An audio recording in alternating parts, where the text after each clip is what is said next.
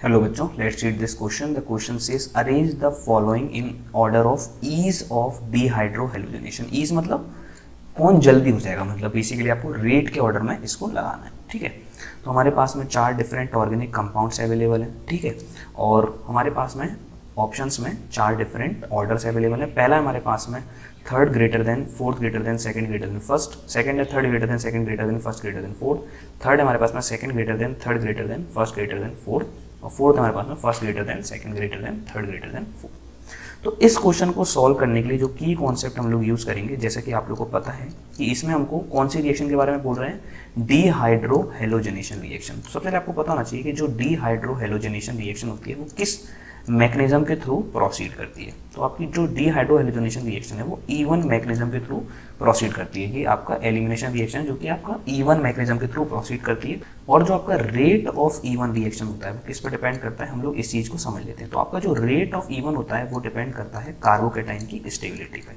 क्योंकि जब आप E1 रिएक्शन कराते हो तो बेसिकली होता क्या है, सबसे पहले आपका ब्रोमीन निकलता है और कार्बोकेटाइन का फॉर्मेशन होता है। तो जो कार्बोकेटाइन बनता है वो जितना ज़्यादा स्टेबल होगा उतना ज़्यादा इस रिएक्शन की रेट होगी। ठीक है, तो इस कॉन्सेप्ट का यूज़ करके हम लोग बहुत ही ईजिली इस क्वेश्चन को सॉल्व कर पाएंगे। ठीक है, तो हमारे पास में 4 डिफरेंट कंपाउंड्स अवेलेबल हैं। हम लोग चारों डिफरेंट कंपाउंड्स अपने ले लेते हैं।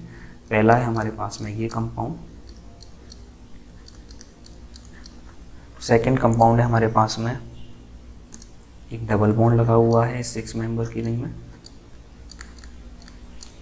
थर्ड कंपाउंड क्या है हमारे पास में, चेक करते हैं, दो डबल बॉन्ड हैं।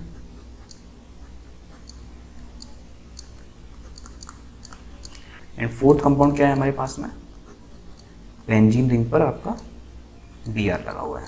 ये हमारे पास में 4 डिफरेंट कंपाउंड। तो सबसे पहले क्या करेंगे हम लोग, E1 रिएक्शन कराना है।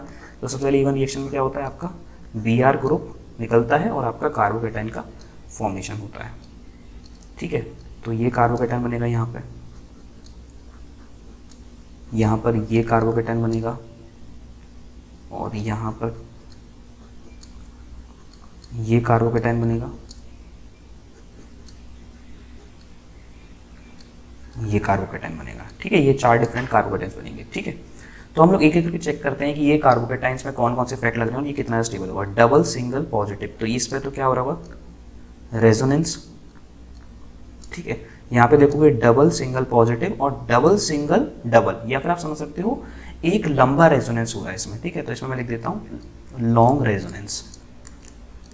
ठीक है, इसमें एक लॉन्ग रेजोनेंस हो रहा होगा। ठीक है, इसमें जितना रेजोनेंस हो रहा है उससे ज़्यादा रेजोनेंस थर्ड वाले ऑप्शन में हो रहा है। और अगर हम लोग फोर्थ कंपाउंड में देखेंगे तो ये आपका पॉजिटिव चार्ज जो है फिनाइल रिंग पे। ठीक है, तो आपको ध्यान रखना है कि पॉजिटिव चार्ज फिनाइल रिंग पे काफ़ी ज़्यादा अनस्टेबल होता है। ठीक है, positive charge on phenyl ring is unstable.